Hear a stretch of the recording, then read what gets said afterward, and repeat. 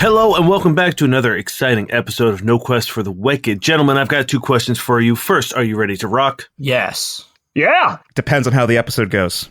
I'm with Asin, baby. Let's rock all night long. Woo! Second, are you ready to roll? Yeah. Just try to stop I see me. just me. Okay, cool. I'm trying to keep the Just enthusiasm try going to for these stop guys. I feel like we've been getting lower and lower on the energy for these because we're just so sad. My brain is running on 17 out of 6 cylinders. Let's do it. Fantastic. Before I get you to actually roll a thing, because I'm going to make you all roll something immediately, No. let's do a quick recap. You I guys take it are back. on... I'm not ready to roll. I'm not ready doesn't to roll matter. at all. It's a courtesy question. It doesn't matter whether you are or not.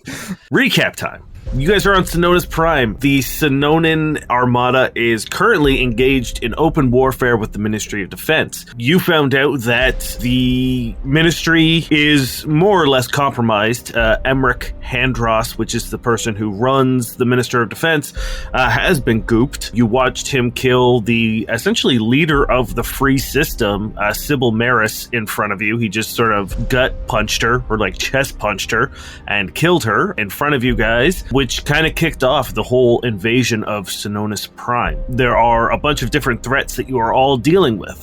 Durrin went to go deal with a sniper tower holding down all of the sort of Armada guards on the ground from being able to do anything out in the city. Cathan and Shortjack are holding the palace gates. Merrick went to go investigate a temple that was radiating a strange energy signal. Cody and Jenny took to the persistence and the skies to deal with the floating space worm. Zelphus is dealing with the rift of space and time currently torn open above the city, which is how a lot of the enemy reinforcements are coming in. The big, I guess, thing that you guys found out as well is that whatever's happening is called the Banquet, in which a large number of sentient life forms are sacrificed to the giant worm that Cody is currently fighting. And it all seems to be emanating from this temple that has been taken over by an atrocite, which is the living embodiment of atrocities. And you also found out that that was in part of the cult of the Devourer. Now, before we get going, everyone roll me initiative, please. And the way that we're going to do this is we're going to go one by one, and depending on how you rolled based on your particular enemies, will be whether you go first or not in that turn. 26 for me. We're off to a strong start, boys. Nat 1. I mean, it doesn't really matter for you because you will be, but we'll just figure out where you go in the turn. That's a 19 for Merrick. My total is a 10, if that matters. Durrin. Yeah. We are on top of the sniper perch, one of the old buildings in the Synonan downtown capital city. The wind is whipping, the snow is picking up, the whistling of the wind is beginning to almost deafen you. You can't really see much beyond the sort of 1 block radius around you as the snow cover and fog begins to grow thick. You can see that one of the keepers has seen you. He has clocked you. There are 2 others that haven't quite made you yet. To reset the scene, there is a electronic portable warmer that's keeping this place defrosted and comfortable. There is a sort of ammunition and gear supply tucked into the corner, and then there's like a little sniper perch on the wall across from you. You're coming up the stairs onto the sort of level platform, and they have removed all the grates from the windows, the safety grating to keep people from falling out or jumping off or whatever, back when this used to be a tourist attraction. Okay. You go first. Yeah. Had a week to think about this. I'm going to retreat. Okay. Currently, I'll go through the thought process of it. I'm sickened, I'm hurt, and there's 3v1. And coming up here was probably a bad idea. So I'm going to use my trick attack to withdraw down the stairs and hopefully maybe lead the conflict downward. I got a 38 on my stealth. Yes, that will be successful. And this will be targeted at the one that did spot me. Okay. Nat 1, fumble. So, Fuck. on the attack, fuck me. Fuck. I hate that I have to do 2 checks. You pull your gun, ready to go, and as you pull the trigger, you hear it overload and fizzle. Residual magical energy from the ley line seems to have really fucked up the internal workings. Being that close to it just did bad things to it. Your pistol is now out of order. You're going to have to do something to fix it. Yeah, this is why we're retreating. All right, yeah. Use whatever 50 feet of movement down the stairs. Okay, great. You hear the one guy who saw you say, he's retreating.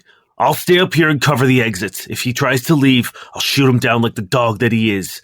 You two, make sure he doesn't. And you hear the footsteps of two of the keepers coming down the stairs.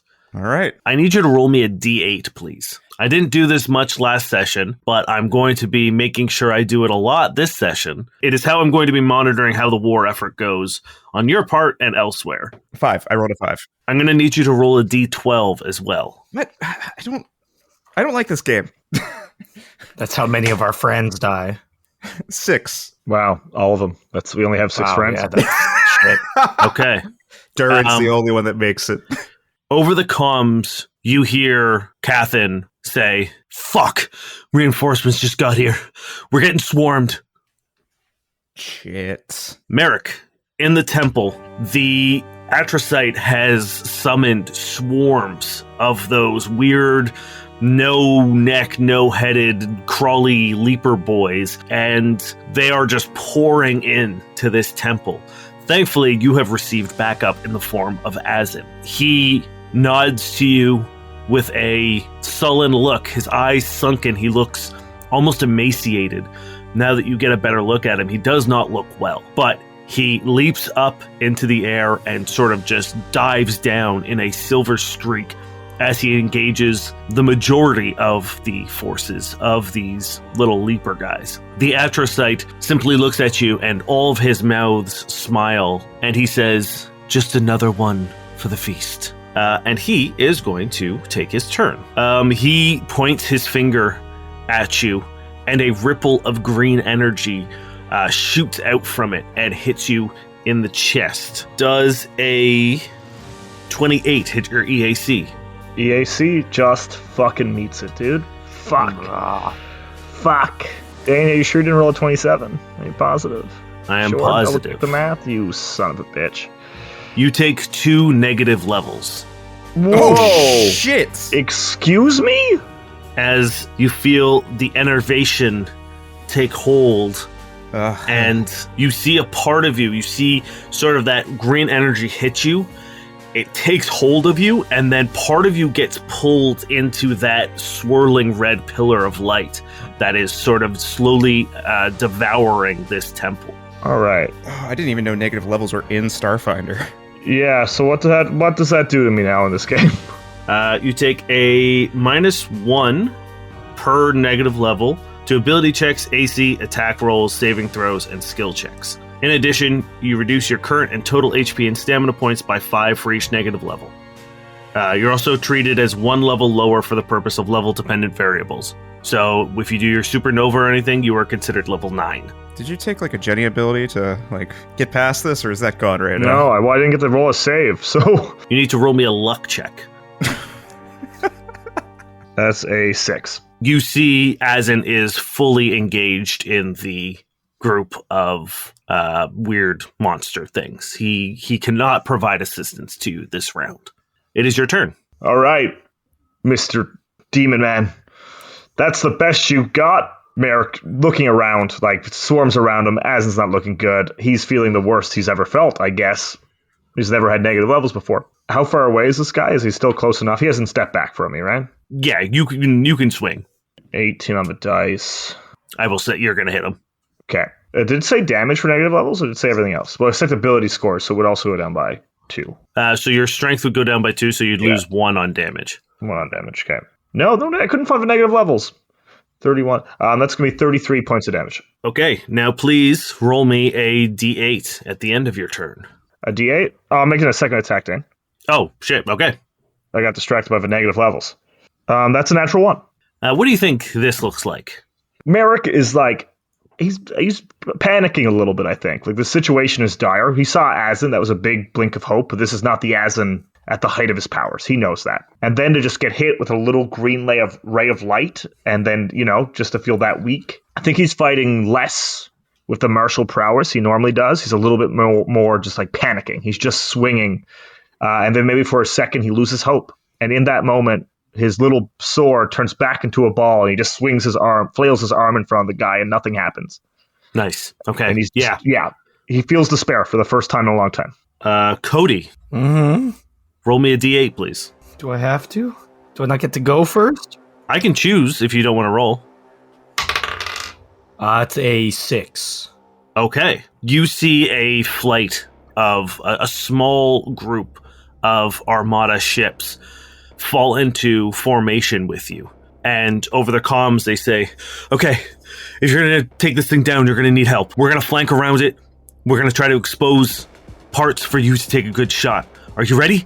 Yep. At your order. Let's go. They break off, and as they peel out, and they swoop underneath, and immediately the worm curls up into a ball and then lashes its like wriggling tentacles and destroys all of those ships.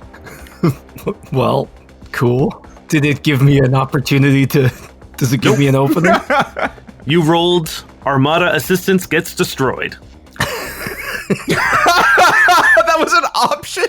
This is war, guys. The options aren't all great. This chart is bonkers. Are any good? Okay, so no. Last time you kind of mentioned that I had been destroying one of those metal plates. Was that just flavor, or is that... That's you whittling down his shield. Ah, true. I'm going to evade. It's going to be my stunt. Try to get that AC up a little bit. Okay. Damn, it's a nat 1. Boys, each one of you rolled a nat 1. I've rolled 2 now. GG's. Go again. Start another campaign. Yeah. So I have a minus 2 penalty to AC, which is fucking rad.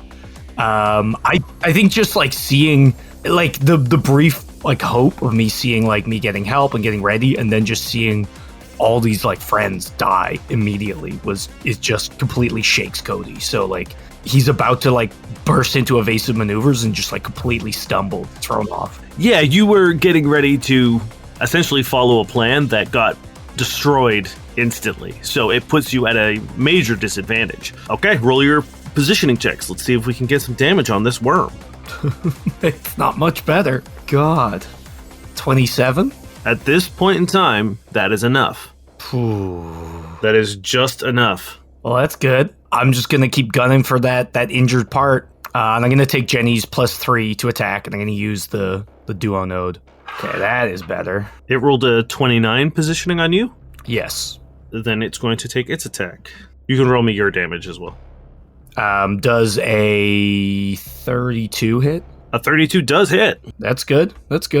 That is 39 points of damage. As I just, I guess we're kind of just like gunning it straight for this thing's face, because I assume it attacked them and then like wheeled to face me. So I'm just like playing chicken with it, like gunning it down.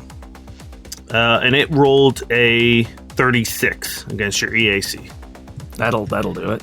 As you guys are just like looking at it face to face, it opens its mouth and releases another one of those lasers. Fucking Christ. I think I'm going to be the bold one to suggest maybe we shouldn't have split the party. I rolled like absolute shit, so that's only 16 points of damage. Okay, I appreciate You get a that. W. That's 1 dubs, boys. 1 dubs. I just see dubs. fear in Niall's eyes as we play. Hey, let me tell you, my front shield is now at 6, so... Hey, that's better than 0. Small wins. Is that what we're going by? Durrin. Yeah, what's up? I don't really know. I don't know how you get out of this alive, Durrin, actually. Do you want to just die, just to save us some time? Just to speed up the episode, you know. I wasn't expecting you to run away, so some of my options on the sheet that you rolled on don't really make a whole lot of sense. But here's what happens. As you are running down the stairs, the keepers are chasing after you and just taking shots at you, but they're trying to catch you down a stairwell, and it's just not fucking working. But one of their shots hits a fire suppression system, and it fills the stairwell with smoke. Is this breathable? Should I activate my systems in my suit and stuff? Yeah, it's just like someone shot a fire extinguisher and it went poof. Okay, and it's now you're safe. It's not toxic. It would be pretty fucked up if they're means of putting out fires also killed people. So yes, no. Right now, it's just everyone has concealment and cover. Cool. And they lose track of you as well. All right. You'll have bonuses on your stealth. I have a plan then. All right. I can work with this. Then it's your turn. All right. Move action. Putting my weapon away. Oh, wait. That's right. I can dual wield. It's fine. Doesn't matter. As long as I'm not attacking twice. All right. I'm going to ready an action. And the moment I see one of them, I am just going to jump and shank the shit out of them. Okay. So your plan is you're holding position on the stairs and hoping that they've run past you? Or run at least towards me in my eyesight because of all the mist and stuff, and maybe I get like the jump on them. That's my hope. Okay. Well, then give me a stealth check. They'll do a perception check to see if they see you in the smoke. Okay. I got a 31. They did not. Hell yeah. So you get to take your attack right now because you can hear them. They're not being quiet. You hear their footsteps like... their armor is heavy. They're not hard to spot or hear as they get into range to you. Just imagining just like our little red, like jumping out of the smoke. Oh my god. No. It's not a 1. But it's like a step. It's literally a step above a 1. I wish it was. I know. Just does a 12 hit their KAC? It does not. Even flat-footed, it does not get them. Cool. You jump up, and as you would normally take someone down of their stature, you go to grab on, and their armor shifts. Those geometric shapes get like smooth, and you have nothing to hold on to, so you just sort of roll right over their shoulder and behind them, hitting the stairs. And they stop and turn, but they didn't succeed on their perception check, so they still aren't too sure where you are, so they can't attack. Small victories. Now they are in attacking range of you. Roll me a d8, please. 5. Okay, 5. Seems like the 5 and 6s keep getting grouped in. You have to reroll, please. What? You already got the 5. 3. You hear one of the guys say, "We've got the rat, but if we want this to work, we need to get the guy out of the sky. Aim at his engines. Take him out." Fuck me. And then you hear the sniper who stayed up top on the radio say, "Copy." Fuck. I know what I need to do now. God. Merrick, your moat has left you. It's no longer manifested as a solar weapon. Asin is doing all right. He's cutting through those monsters. He doesn't look like he's falling, but he's certainly got his hands full. It is the Atrocyte's turn. He looks at you and he says, "Now, what do you have? You don't even have your fancy weapon? Your ally immediately overtaken. The one in the sky will be out soon. The banquet will begin. The feast will start. And your flesh will be the first that I consume." And he's just going to straight attack you, I think. He's going to take 2 attacks. Bring it on. Ooh, that's a 23, which I assume isn't it. That does not do it. That's probably going to do it. That's a 35. Yeah, that will do it. 21 points of damage as he brandishes his rapier again. And usually rapiers are quick, fast, but he finds an opening and just slides it in between your ribs slow, and then slides it out slow again. And it feels like the second he pierces you, you feel almost unable to move. You just stop and you let him essentially insert and remove, and then you're back into your normal fighting stance. It is your turn. But before you do, please roll me a luck check. 18. That is a success. Asin looks over at you and sees you are not doing well. Your weapon is not manifested. You just took a pretty serious spell and now an attack. Roll me a d6, please. 3.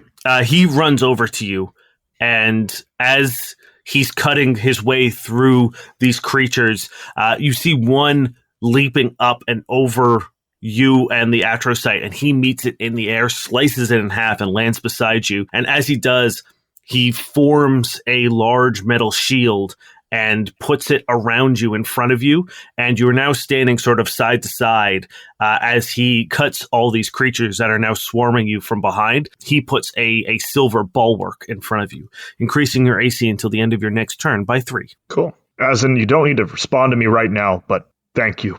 I'm sure this is for some other machination, but If this is how we go out, I'm going to believe that you came here for me. And that means a lot. As in, without turning around, just says, Merrick, shut up and fight. That's what I like about you, Asin. You know how to get the fires burning as Merrick's node bursts back into life. Yeah, it does. You see, Mr. Abomination, there are two sides to us mortals.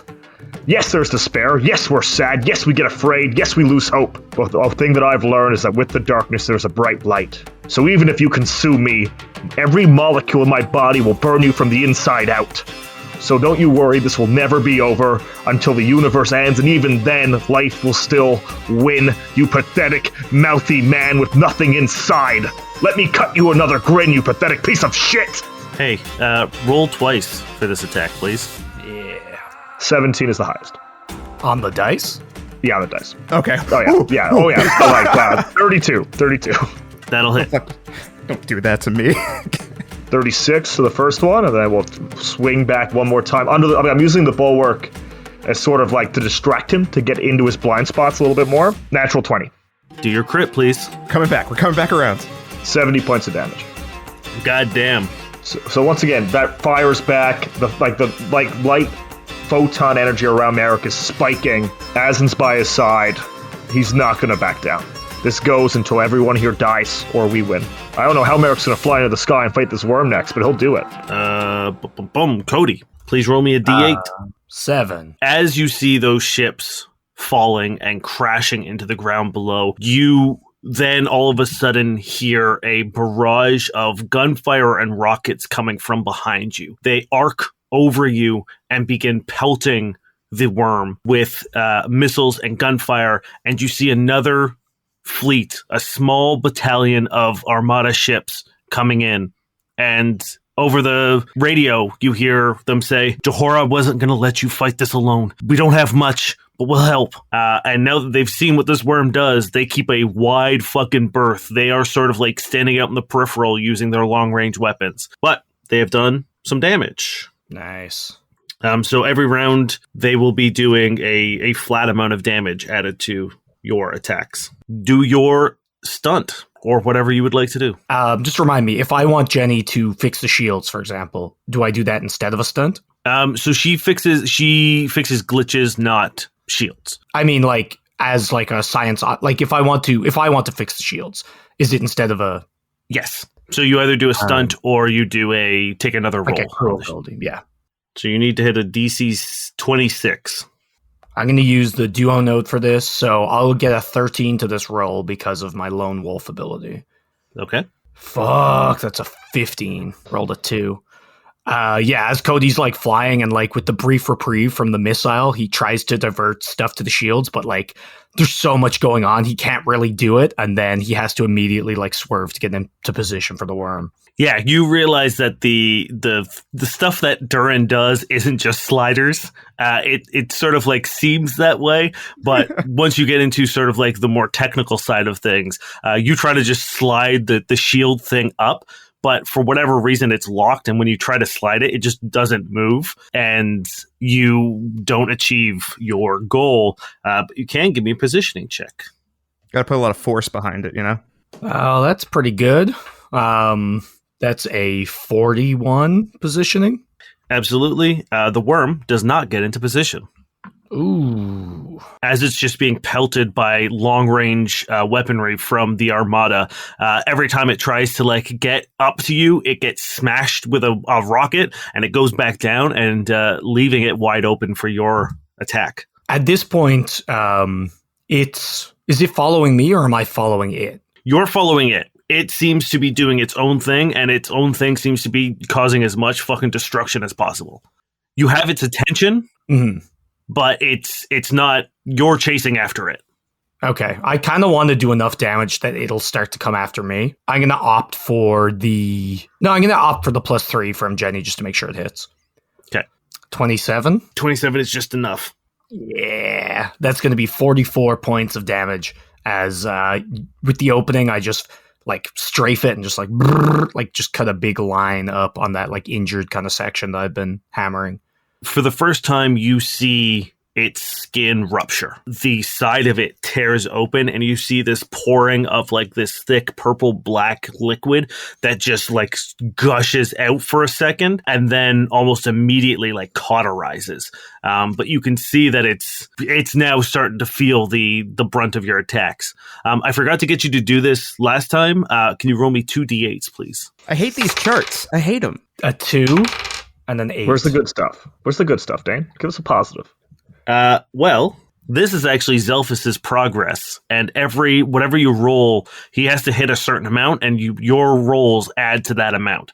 So you just added 10 to his research count. I also forgot to do your roll, Ryan. Can you roll me a d12, please? A D12? Yes. You have 12 bad things that can happen to me? This is for Short Jack and Cathin. Oh, you son of a bitch. That's a 6. I'm in the middle. What does that mean, Dane? They all die. 666, number of the beast. Satan shows up and eats Short Jack's face. You actually have to roll it again for me, please. You motherfucker. I think I rolled a 6, that's why. That's a 2. Okay. You son of Two a of our bitch. friends die. Over the comms, you hear Short Jack just say, Cathin, are you all right? And there's no response from Cathin. I feel miserable right now. After that, you hear Short Jack say, Cathin? Cath? And then static. It is Durrin's turn. You have just yeeted yourself over the 2 keepers. You're now behind them. They're on the stairs below you, but they know where you are. The smoke is beginning to clear, but you are still semi-obscured. Okay. But they can see me, right? They know where I am? Is that what's... Mm-hmm. They can see me? Okay. Yes, at this point in time, yeah. I hate this. Okay, well, I'm going to use my standard action to fix my gun. Okay. And then I'm going to rush back up the stairs to go deal with the one that's going to try to hit Cody. That's... Okay. One of them is going to get an attack of opportunity on you. Okay, he takes some penalties to this. Oh, because you have mobility, right? So I think you get a +4. Yep, +4 to my armor class. Then you're good. Okay. He assumes you're about to engage on him, so he goes to like hit you with this sort of like arcane circle around his hand that begins shimmering. He goes to hit you with it, and you're already running up the stairs. And you hear him go, this goddamn rat! And you can hear them starting to like run up behind you. I love that you're just yo-yoing up and down at the top of this tower. It's a thing. Cody, can you give me a piloting check, please? That's a 37. You feel, or you see, a massive projectile go just over the port side of the ship, and you see it clip the side of a building and take a chunk out of that building, and you know that was probably aimed at you. So guys, the worm's bleeding, but I got somebody shooting giant rockets at me from I think the tower. I'm working on it. Has anyone heard from Merrick yet? Is he okay? Good to have you back, buddy. Cathin, Short Jack? Cody, don't worry about the noise. Focus on your own job. Get it done. Everyone's okay. Believe everyone's okay. Focus on your job. Don't panic. I've got a plan. And I may be fighting an evil demon man. I cut back in. Oh. Also, good Asin's here. Say hi. Oh. Say hello. Is he the evil demon man? No, a different evil demon man. Is he being good, Asin? Does he still want to take me?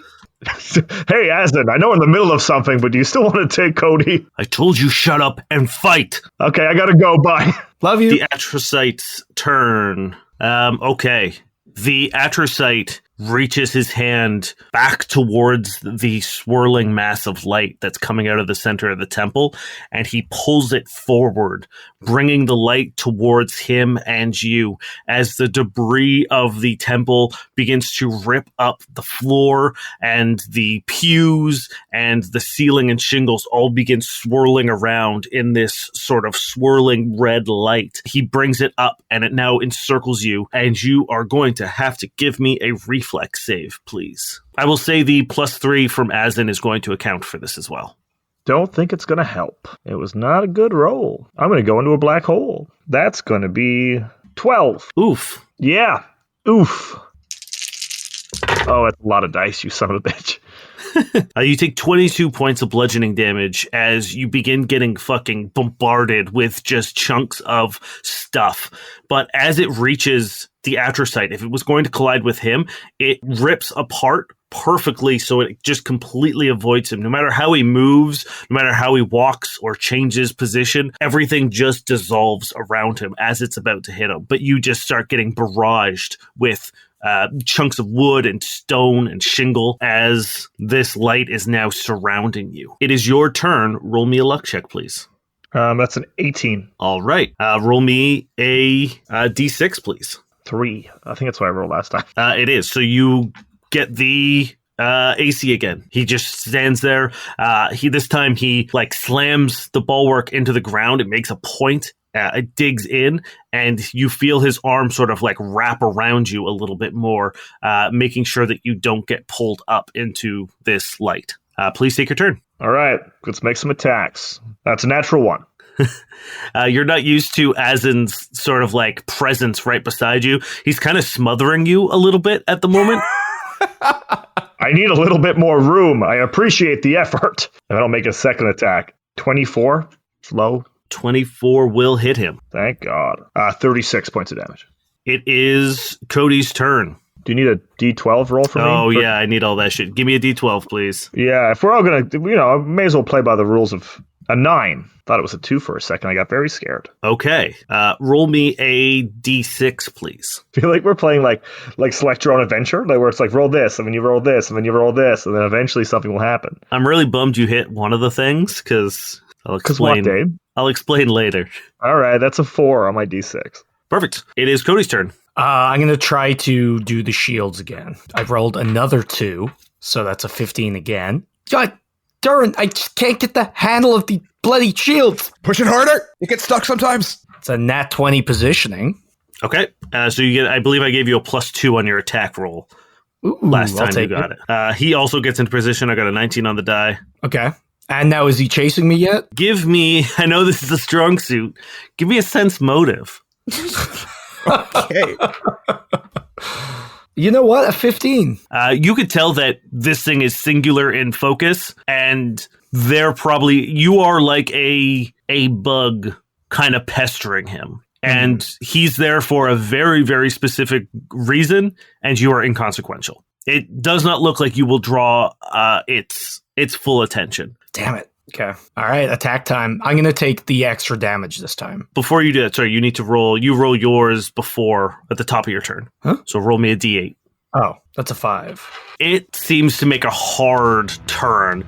As it does, it doesn't seem to make any effort to do it gracefully. It just smashes into a building, and it begins sort of like ping-ponging back and forth between these buildings down this long street, doing a ton of damage. Just you see like the whole top floor as it hits the windows.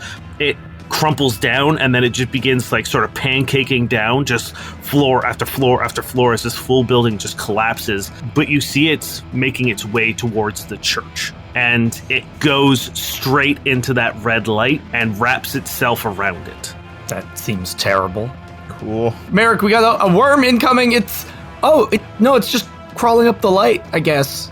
Yeah, Merrick, above you in the hole in the ceiling, you now see this gigantic, massive worm wrapping itself around this light. And once it does, all that debris that was pelting you starts shooting straight up. We're in the end game. We're in the end game.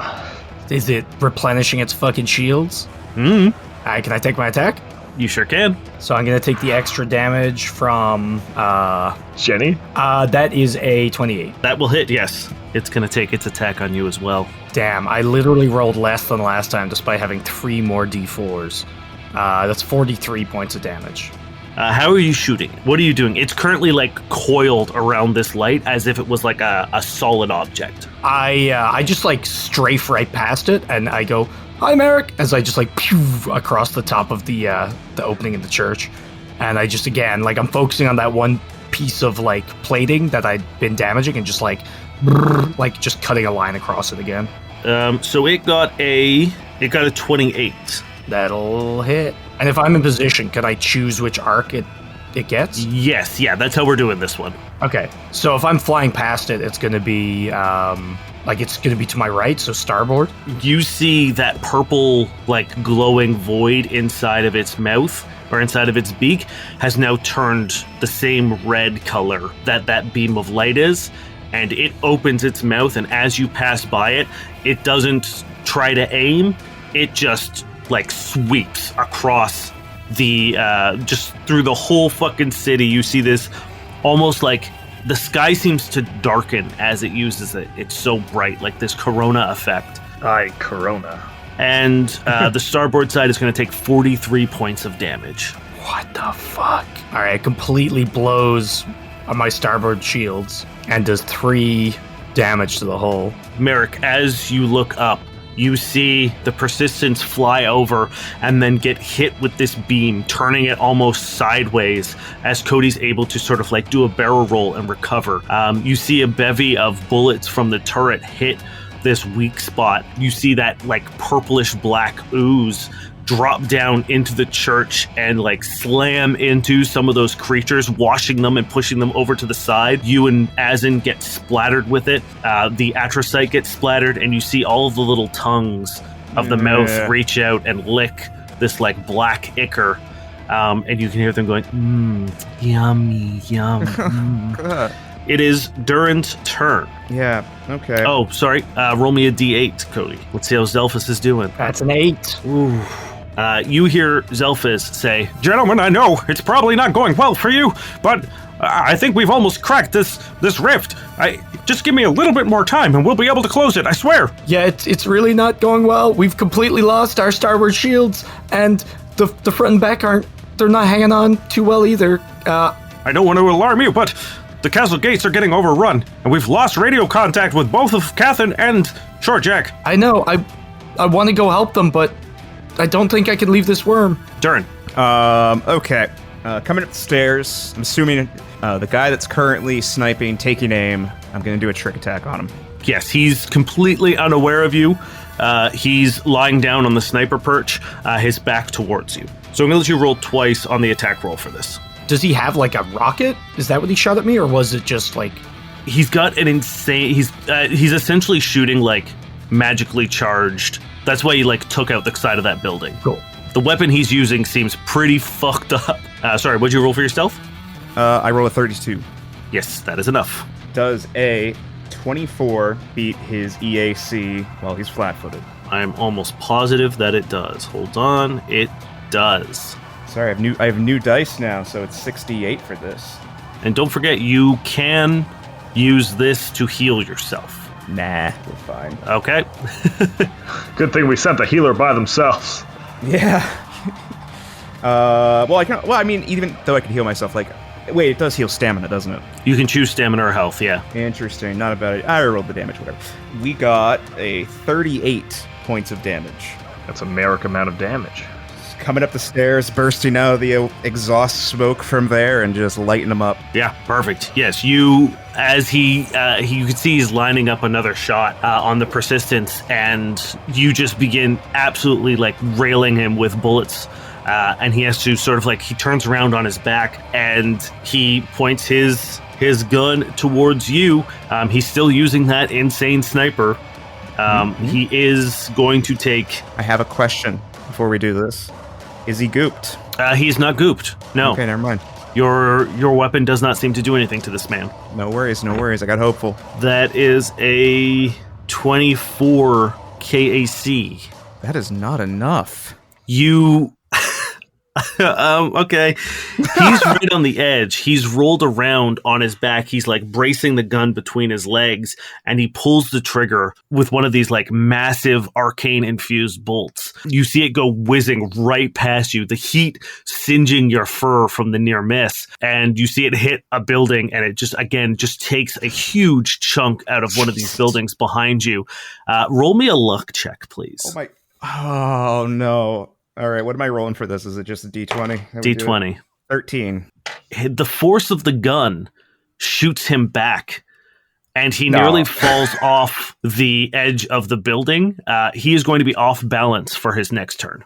Okay. What's your bull rush, Durrin? Let me look up bull rush rules real quick. Give me a D12 roll, please. 3. Okay. You hear the guys below you making their way up the stairs. And that is Durrin's turn, so we're going over to the Atrocyte. Does he have anything fucking gross he can do to you? No, just hang out. Relish in the moment. You've got a lot going on. You've worked so hard for this moment. Just take your time. You can take an attack of opportunity, actually, because he's going to lift up into the air. Another natural 1. That's my 3rd. I've rolled more in this combat than I have in any other thing we've ever done. Yeah. As you try to take your swing, he just catches your Solarian blade. You can hear it sizzling and cutting into his hand, but it doesn't seem to bother him whatsoever. As he tosses it to the side, he extends his arms down and begins lifting up, ascending almost angelically through this light. He's up about 10 feet. He doesn't go very high, but he holds his hands once again up over his head, and he begins just shooting bolts out of the mouths in the palm of his hands. He's going to take 2 attacks on you. My weakness, flight. The first one is 33 EAC. That would do it. And the next one is only 27 EAC. 27 will fail with Asin's bonus. Okay. You take 17 points of electricity damage as these red lightning bolts just begin shooting out. He just keeps through his hands, and that is his turn. He is flavor flying for mechanics. He's not out of reach for you. Oh, thank God. It is your turn. Roll me your luck check, please. 16. Okay. Roll me a d6. 2. All of your 1s rolled for damage this round are going to be 2s. Nice. So you see, as he lifts up, Asin manages to deflect that one bolt as the shield that he's formed shatters. He then points his hands out and catches all those shards midair and turns them around like knives and blades pointed towards the Atrocyte. You can take your turn. His first attack, so Merrick, seeing that Asin's backing him up, 27 to hit.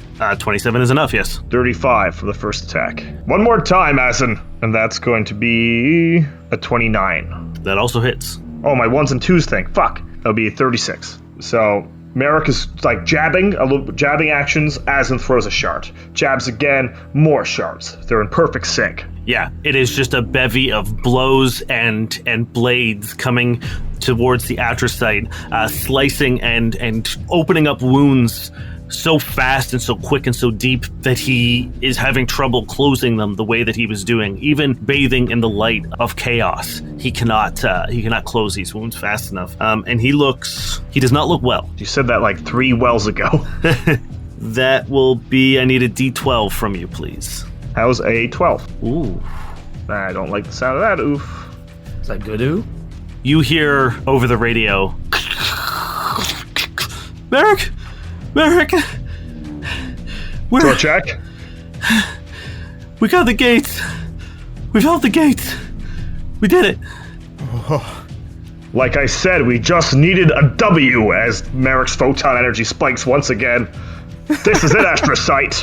One at a time, we will kill you and your evil plan. So then you hear Short Jack say, but Catherine, he's hurt. And there's a long silence, and he says, and so am I. Hold on, Short Jack. Hold on. Hello, Space Jam Dane here to do the things. First and foremost, we hope you are enjoying this week's episode. Second, this week has been sponsored by Zencastr. I talked about it before, but Zencastr is the whole reason that you're hearing this show.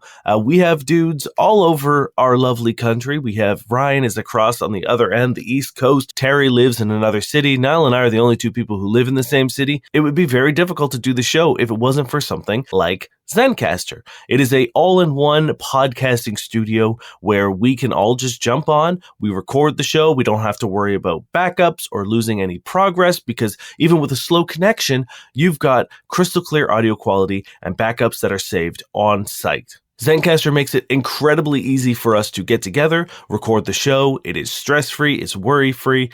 It makes the whole experience very easy. In fact, I'm recording this break in my studio which is a closet, as you know. And then I'm going to literally walk into my living room where I edit the show and download the files all from there. I don't need to do any transferring. It's all right there. You can access them on any computer as long as you just log into your account. Using Zencastr is now super easy to record a podcast. Log in using any browser, start recording a high-quality podcast episode right away. Record studio-quality sound and up to 4K video with your guests. Feel a sense of zen knowing Zencastr's multi-layered backups ensure that you always have your recording in the highest quality, even if your connection is unstable. If you've ever thought of starting your own podcast and then realized that you need a bunch of tools and services and platforms, well, those days are over. Zencastr is an all-in-one podcasting platform. You can create your podcast all in one place and then distribute to Spotify, Apple, and other major destinations. Go to zencastr.com, that's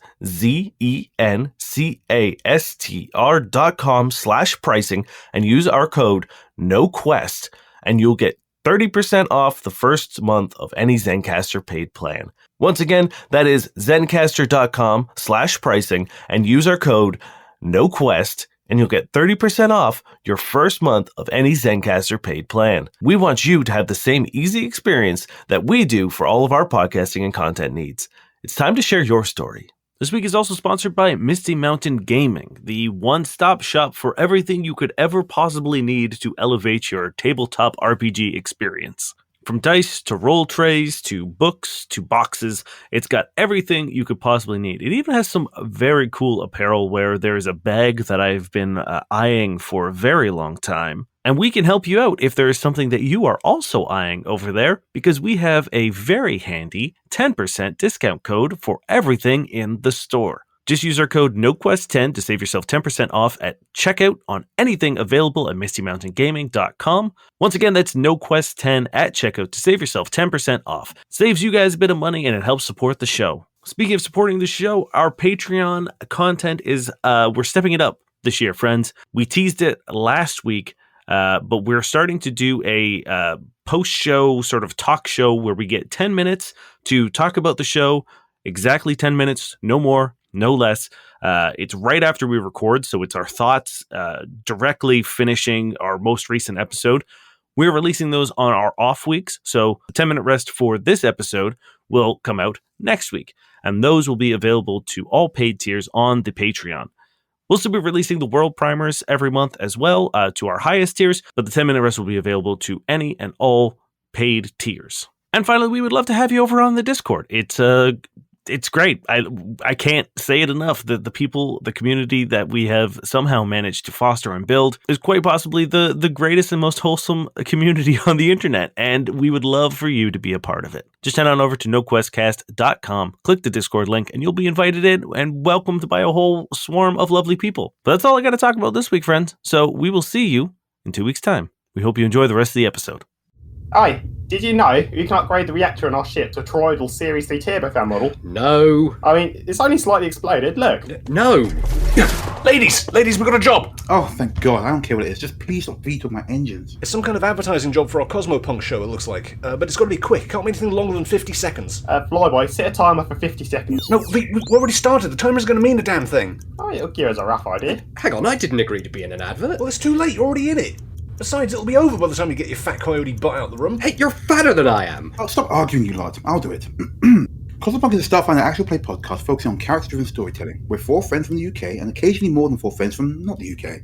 We play homebrewed stories for the crew of the Leica 7 set in Paizo's Starfinder universe. Follow the adventures of 4 alien mercs as we get into trouble and the far side of space. You can subscribe to us on iTunes, Spotify, or wherever you get your podcasts, and check us out at cosmopunk.net. Wow. That was actually really good.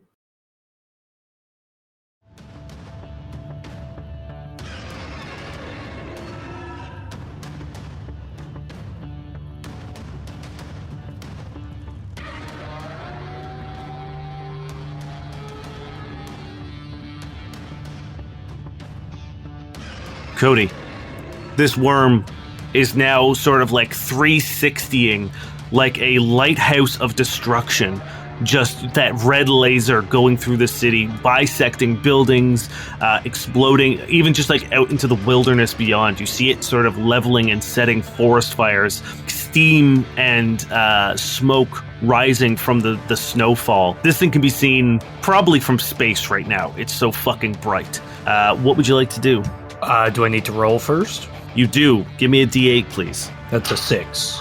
The Armada ships that have been pestering it from afar, they launch another bevy of rockets as they loop back around. It just points its beam skyward and destroys them. You see the ships crashing into the buildings below. Merrick, you see a flaming Synonan Armada ship go over the church and crash just a few blocks away from you. It is just you and the worm once more. I'm on the radio. Jahara, can we get medics to the gate? People are hurt. Yeah, we're getting people back now. Okay.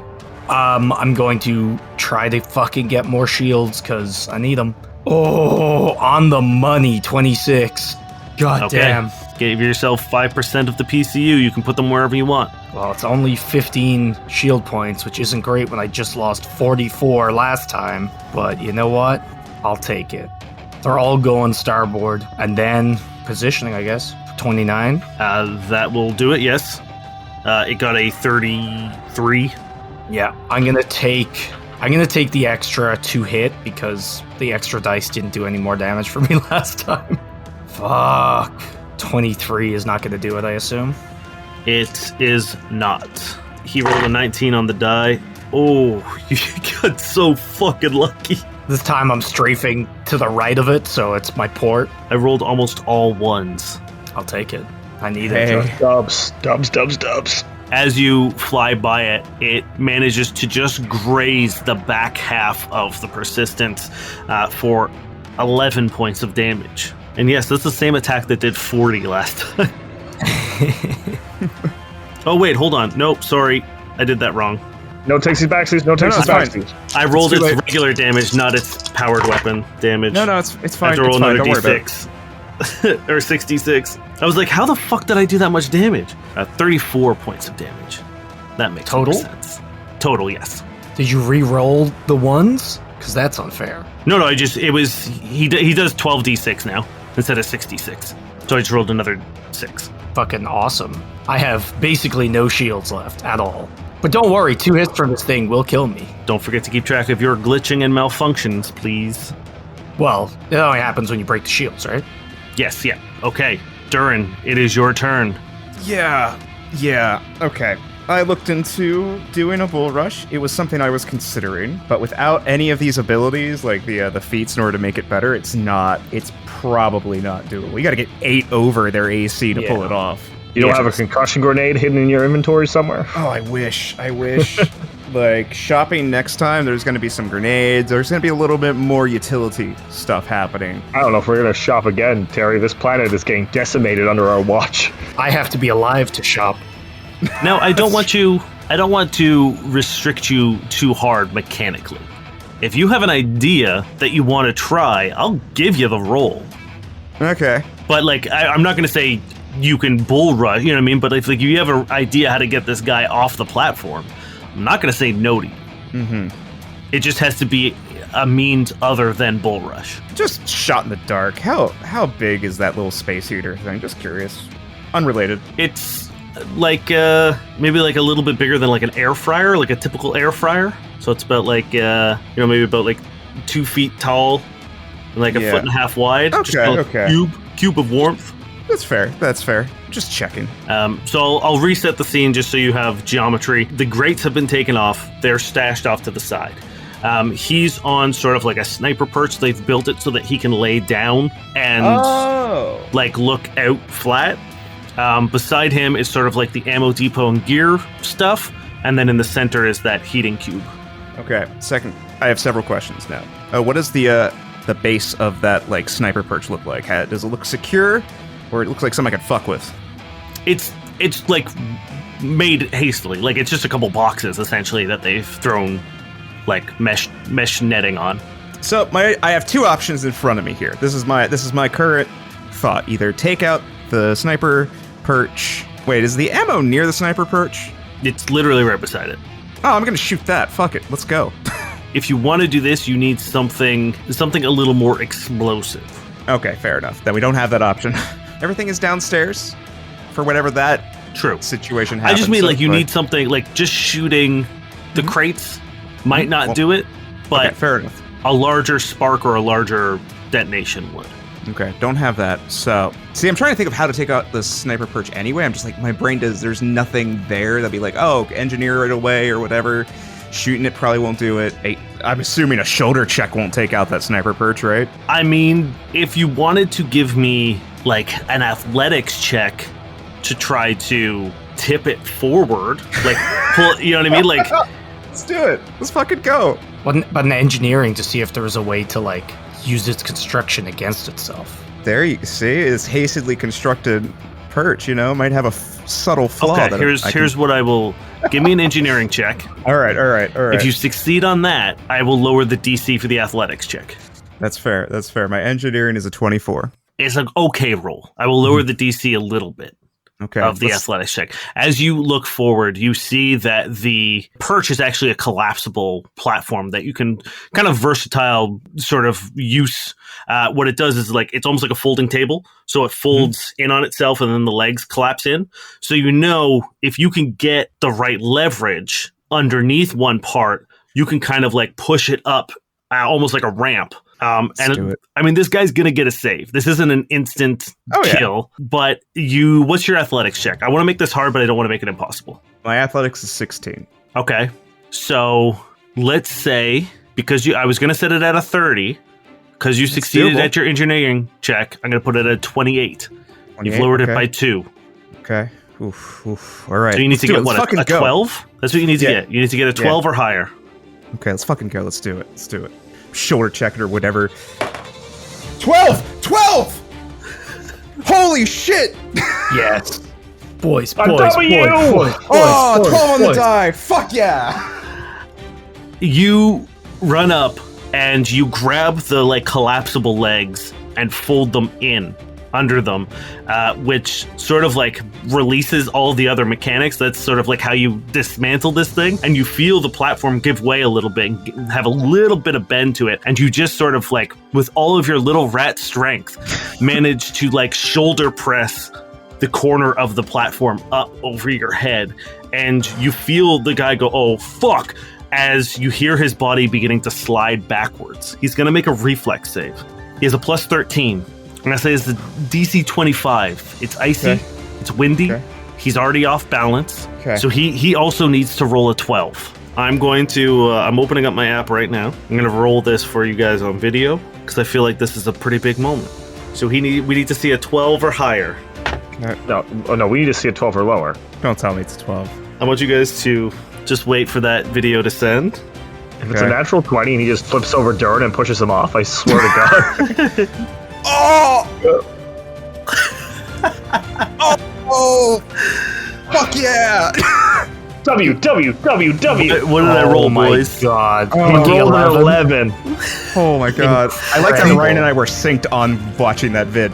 This is why I wanted to roll it, because I don't want people to think it's like, oh, you're just doing narrative stuff. No. I play by the dice. I play by the rules. He rolled an 11. He misses by 1. You hear, oh shit, the body sliding backwards. And then you just hear,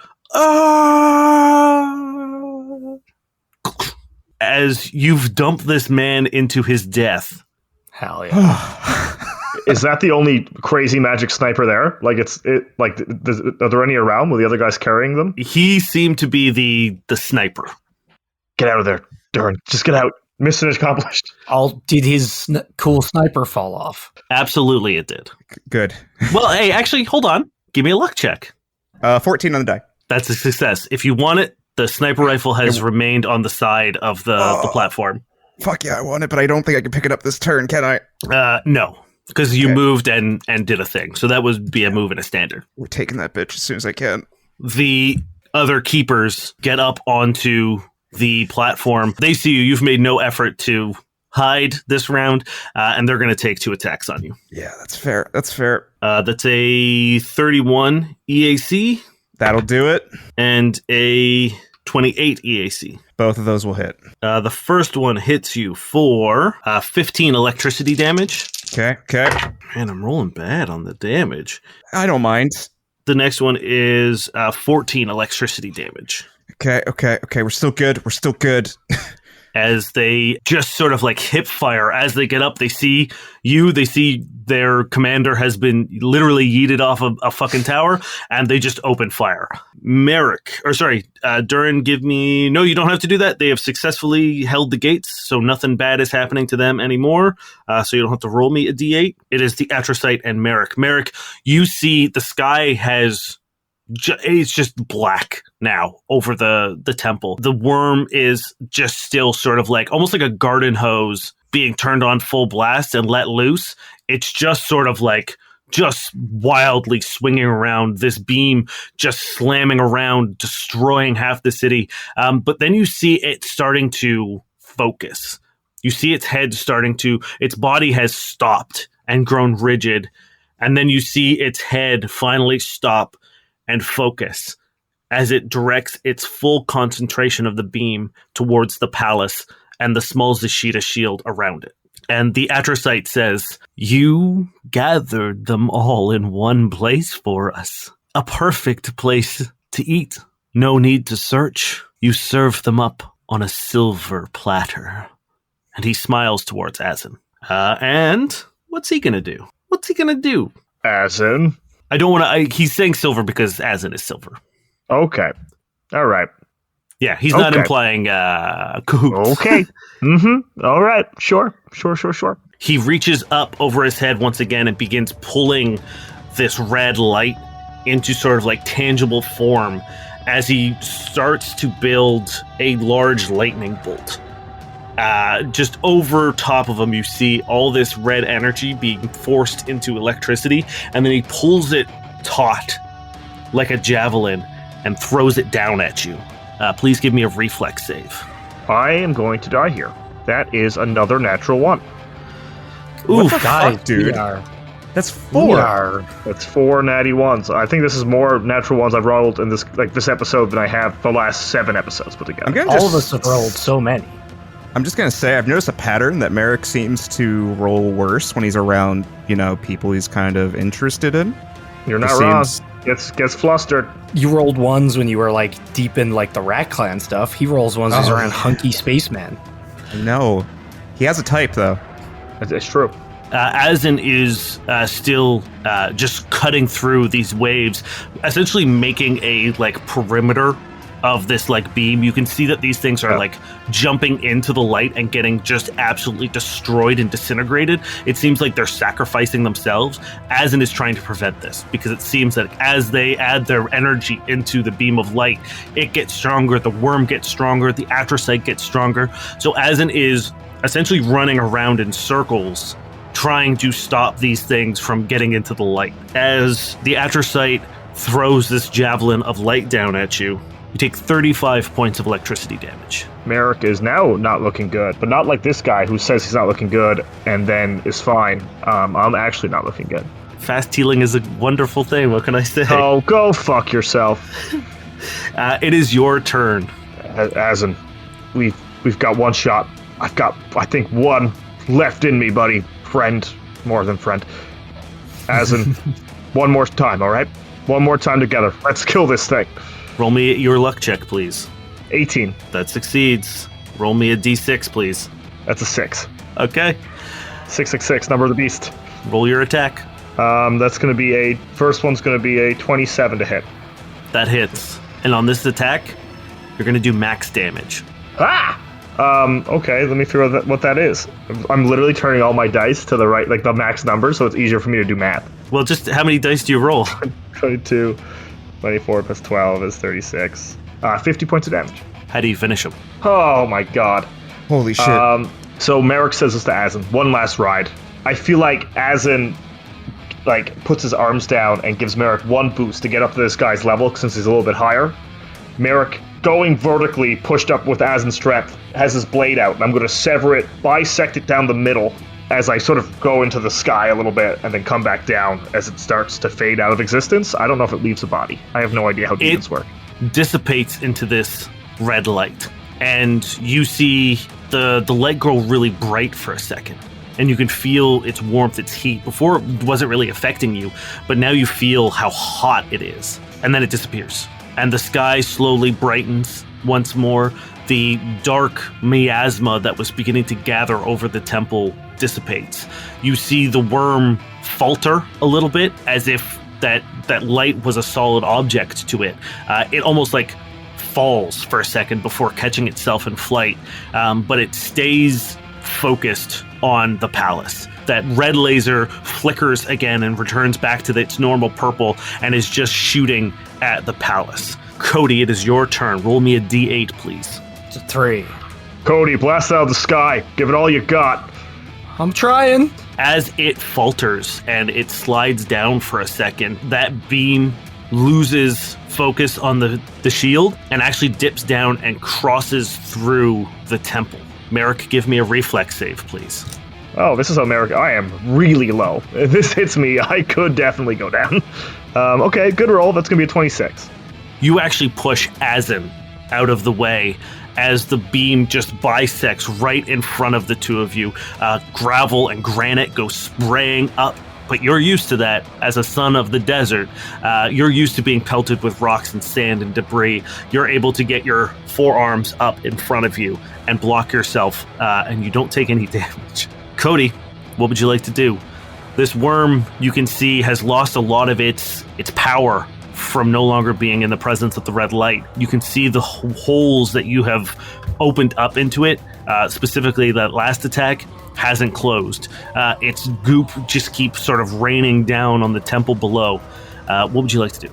Divert power towards guns. Okay. That one? No. What is it? Oh. I think that does bad things. Definitely doesn't do good stuff. Okay, maybe not. No, it doesn't look like there's any nat 1. Thank God. You have given up on, like, you finally got the shields up, and then you go over to the guns, and as you try to, like, push it up, you realize that, like, you're at max capacity, and, like, you actually, there is balancing and skill required on this. Like I said, like, it's not just like slider go up. I can't reach it from the pilot seat. I'm like, I guess fucking positioning check. Okay, there we go. That's a fucking 39. It also got a 39. And then I'm going to take... It's focused on the shield. I'm going to take the +3 to... You know, fuck it. I'm taking the 3dx extra damage. Okay. Fucking nat 1. No! Okay. I feel like I've got to do something to you. These are a lot of nat 1s coming out of you. Okay. This is war. Let's make it exciting. As you get close to line up your shot, the tendrils are still free to make attacks. And as you pass by, they wrap around the persistence and they grab the barrel of the turret and tear it off. Give me a luck check, please. I can't look. That's a 10? Not enough. That's bad. That's bad luck. You hear Jenny yell as you look up into where the turret used to be, and she's hanging on to the seat, almost being sucked out of the ship. Fuck. Do we all have jump jets? Can you guys jump out of that ship and be okay? Roll me a d8, please. 5. Okay. You hear over your comms. We're sending crews out right now to the ley lines. We're going to activate them. We're going to supercharge the ley line. Together with the power of the Zashida and the power of the ley lines, we'll be able to counteract their rift. We will essentially restart the planet, if that makes sense. We're going to use the magical energies of the ley line to seal and heal the rift in space-time. It's not going to be an immediate thing, but we will be able to close it. All you need to do is just deal with the immediate threats. That's all that's left. I'm doing my best out here, okay? And Cody, you see a small fleet of ships leave and begin flying out different directions, presumably out towards ley lines. Durrin. Yeah. You have 2 keepers standing at the front of the stairs, just opening fire at you. There is an ammunition deposit to your left. There is this ammunition deposit. The sniper rifle to your right, and the heating cube in front of you. You look at your watch. You have 30 seconds before those explosives go off. Okay. What would you like to do? Go over, grabbing the rifle, and then... Oh, shit. Well, I definitely want to grab the rifle. We're doing that. That's happening. Okay. I don't know if you want to include that as all my move action or make it a standard to pick it up. That'll be your move action to pick it up. Yeah, let's make it for the stairs. Let's move past these boys again. Let's yo-yo back down. Okay, so you're just going to use 2 move actions, 1 to pick up, 1 to move? Yeah, yep. That's the plan. Okay. We're going to rush past these boys. Only one of them will get an attack of opportunity because you can like jump down through the stairs, but you'll have to cross one of there. Totally fine. Just rifle in hand, clutching it as I like rat my way past. I get some bonuses to this. It's a 28 KAC. You know what? If it wasn't for my my mobility, you would hit me, but I'm just a little rat man. Once again, he takes a swing with that sort of like arcane sigiled fist, and you just slide right under it, down onto the stairs, and begin huffing it down. You're not going to get too far, so they are still going to get their full... Both of them are going to get 2 attacks on you. Okay. So they can still see you on the stairwell. First attack is going to be 25 EAC. That doesn't do it. Next one is going to be... That's a 19 on the die. 38 EAC. Yeah, that one will, unfortunately. I thought it might. 16 points of electricity damage. Oof. Okay. We're eating into my health now. One of them catches you, and you feel the bullet like explode a small chunk of your thigh as blood sprays against the stairs and the wall in front of you. Actually, you know what? Merrick has solved his issue. I think we're going to go a little longer with you. Give me an athletics check to see how far down this... Now remember, the explosion isn't going to collapse the tower. Oh, yeah. Okay. It's going to make it incredibly structurally unsound, but all right, cool. Hey, if I can get out of the tower and have these boys in like near the area of the explosion, I call that a win. I'm happy with that. Okay, fair. Give me an athletics check to see how fast you can get. This is for knowledge purposes only, right? Like, or am I actually making that? It's a nat 1, all right? Oh, no. Oh, no. What is happening? I don't know. Someone needs to count the amount of fucking nat 1s we've rolled this episode. The blast to your thigh, you feel it buckle underneath you, and your leg gives out, and you fall down the stairs hard. You take 6 more points of damage. As you tumble down these stairs, you slam your head into the side of the wall, and for a second you're dazed. And by the time you get back up to your feet, your timer beep beep beep beep beep beep gives you the 5-second warning as you hear from below the explosion. Cody, in the distance, you see the base of the tower erupt. It still stands. You can see it almost like crack down a little bit. It begins tilting. Doesn't collapse, but you see it explode. It is your turn, Cody. Do I roll anything? No. Oh, yes, you do, actually. Give me one final D8. Yeah. That's an 8. Your next hit will be a critical. Okay. Jenny's hanging on. Jenny's hanging on. Actually, yeah, we'll do that at the end of the turn. Cody is going... Do I have to roll positioning checks?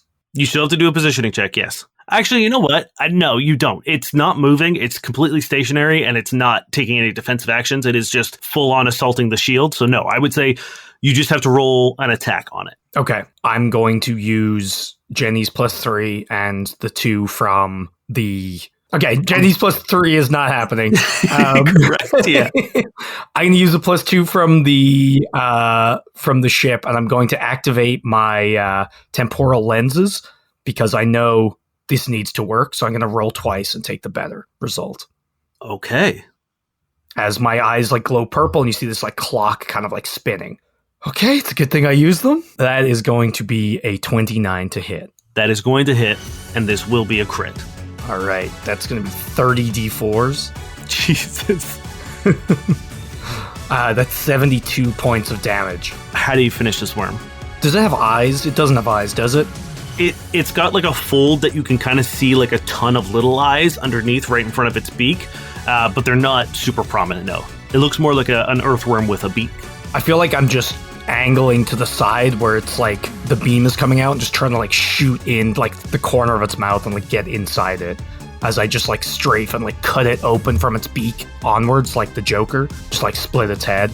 and you see it begin sort of like tearing the weight of it, of the two sides of its beak, begin like just pulling it apart. And inside you see that sort of like purple swirling void beginning to like dissipate and like spray out almost like shards of crystal as it hits open air. And then it just sort of both two sides like a tree falling just split open. And Merrick, above you, you see two sides of this worm fall on either side of the temple. That sort of like weird crystallized blood now beginning to fall down and shatter on the ground around you. Everything's chaos. The world's going crazy. The tower's exploding.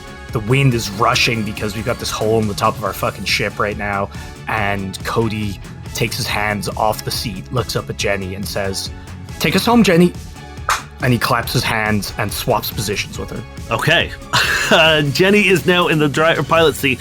She almost like falls into it because of her position in the thing. You're holding on to the seat for dear life. Give me a athletics check. That's a 36. You are able to hold on to the seat. With a 36, I think you're able to like kind of pull yourself in a bit and like brace yourself, but you're still open air being pulled around. And Jenny looks up and just says, "Honey, very sweet, don't do it again." And you feel the ship sort of like jerk as she sort of like gets control of it and gets used to like being in the seat. I can only do it once per 10-minute rest. Good. Where are we going? Right now you see the smoking tower in the distance. You know, you can see Azin and Merrick below you sort of cleaning up the last little bit of those little creatures. They seem to be doing all right. Merrick, roll me a luck check. Okie dokie. No. That can't be. Natural one. What is happening? Then in the church, you see Merrick and Azin are beginning to get like, they're exhausted, and you see them beginning to get like swarmed by those This is so fucked. those little creatures. Well, who would you like to help? Let's go get Durrin. Durrin, the tower is filled with smoke and fire. You can hear the alarms blaring. The red emergency lights are on. You can hear the guys above coughing. What would you like to do? Pick myself up and get the fuck out of this tower. Okay. You manage to get out. The whole front of the tower is just open. The first two floors are. The building is being held up by the back half of the building. The back wall is the only thing sort of like keeping this thing upright. You can hear it cracking and crunching, but it's still stable, quote unquote. Okay. How far away from this tower can I get? I mean, like 40 feet, I'll say. Okay. Let's do it. Let's just start moving. And I could just like stumbling, injured, head's not quite right. Trying to make distance between me and this tower is what's happening. Cool. Are you doing anything else? Nope, that's it. Okay. Merrick. Yeah. I'm going to roll some attacks on you. Sure. We'll see if these little guys get you. No, they probably will. My health is not good. No, I didn't roll over a 10 that whole time. So despite being overwhelmed, they're not doing enough to really make any lasting damage on you. Roll me 3 attacks. 17 on the dice, so Perfect. 32. 11 on the dice, so 26. Okay. And then 19 on the dice. Cool. That's more than enough to finish these guys off. With you and Azin, you are able to. There's still like a couple of them like walking around you, pacing around you. Cody, you see Durrin out in the street, staggering, bleeding, the building itself smoking. 2 of the keepers finally make it out of the smoke and raise their guns. Jenny says, "What are we doing, boss?" Thanks for the ride. I let go. Okay, what are you doing? I let go, and as I'm falling through the air, I reach out my arms and I deploy my wingsuit. And I start like flying through the air over Durrin towards the guys. Okay, I will let you roll an attack and roll twice. Sure. So with the wingsuit, I make the max damage I can take from falling is 10d6, but I also get to roll an acrobatics to like fall deliberately to reduce falling damage as well, so I can further reduce that too. So I want to just barrel into them and hopefully do that damage to them as well. Okay, sure. Make a regular attack roll. Sure. And It's a 32. perfect. That is a hit. I will let you still do this acrobatics check to reduce the damage, but I will make that so the one guy's going to take 10d6 and you will take whatever the reduced amount is. Sure. It's not great. That's actually it's a 30 because I have a +5 to this thing. So that reduces it by 4d6. So I only take 66. If you want to roll your 66, I'll roll the 10. You do 37 points of damage to the closest guy as you just slam into it. Durrin, behind you, you hear the persistence zoom over you. As you look, you see a figure like dive bombing out of the persistence and crash into the keeper on the left. I also don't fall prone. Cody, get away from the tower. As I just like pull my hammer out and I'm like, hey, Durrin, sorry it took me so long. Okay, it is. I guess we'll just switch over to Durrin. Durrin, it's your turn. Yeah, I'm just gonna, using my newfound sniper, take aim at the base of the tower and hold my action, or ready an action, so when Cody is a good distance away, I will shoot. Okay, then it will be their turn. They're going to take their attacks on you, Cody. Actually, you know what? The one you crashed into is going to attack you, and the one that you didn't crash into is going to take a ranged attack on Durrin. Mm-hmm. So that's going to be a 35 EAC on you, Durrin. Oh, that hits. And a nat 1 for you, Cody. Yeah. This dude just eats shit so hard after you tackle him. He has no idea what the fuck is happening because the man just jumped out of a spaceship and hit him. Durrin, you're going to take... That's a lot of dice. You take 18 points of electricity damage. Okay. Also, I took 26 blood, from falling. I don't know if I said that. Cool. Okay. Or sorry, Cody, it's your turn. Durrin is yelling at you to get out of the way. You see him holding a huge fucking sniper rifle. Cody, move! Okay. I'm just going to charge away from these guys. Yeah, the one dude who whiffed on you is going to try to hit you. That's probably not going to do it. That's a 28 KAC. KAC? It will not hit me. Yeah. You feel a guy just sort of like hit you in the back really weakly, but it just kind of gives you a speed boost. He kind of just pushes you. I'm going to activate my boosters, activate my thruster heals, and can I scoop Durrin as I go so he can aim over my shoulder? Sure, absolutely. Usually I would say you don't need to roll to hit a unintended object, especially something as large as a building. Mm-hmm. But y'all have been rolling so many fucking ones. Don't do this. That all you have to do, Terry, is not roll a 1. Why the fuck are you doing this to me? This is so mean. All right, well, I guess I will film this one too. Here we go. It is not a 1. It is a 16 on the die. Amazing.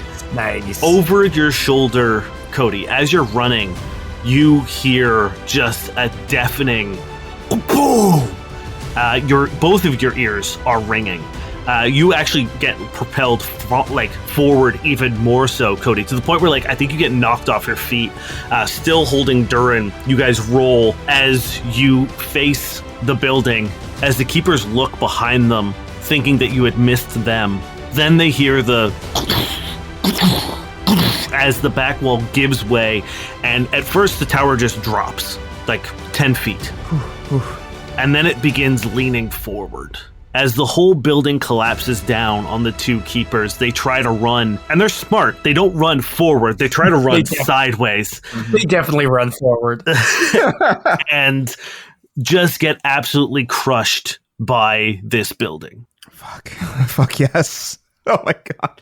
That was so stressful. As quiet takes over the capital city of Synonus Prime, you hear a hum. The sky itself begins glowing yellow, and you hear loud, crackling noises, and it feels like your head, any of your magical equipment begins getting really, really warm.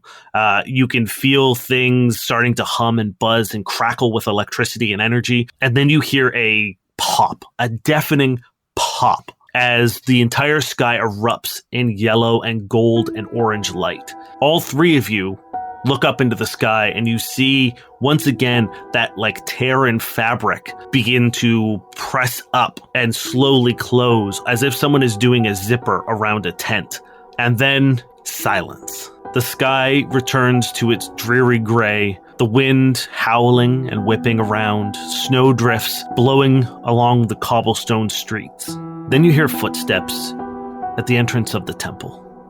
Slow, measured, and a man in that geometric keeper armor stands in front of you. As he looks at you and Azin, you guys drenched in blood and that black ichor, rubble all around you, bodies of those small creatures everywhere. The keeper raises his hand up and presses a button on the side of his helmet as it disappears. And Arwen Decker says, "I believe we need to talk."